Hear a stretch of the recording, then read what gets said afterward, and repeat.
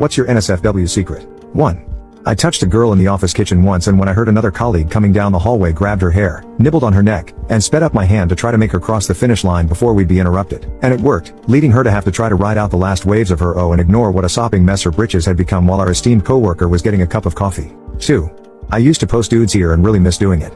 3. Between the second and third date with my now wife, and before we had even discussed being exclusive, let alone kissed, let alone slept together, I went on a sailing holiday. On the last night of that holiday, I had a drunken one-night stand with a girl who was on the same sail training course. I glazed in her mouth in the common room of the sail school, and then we ducked in her room in the attached accommodation.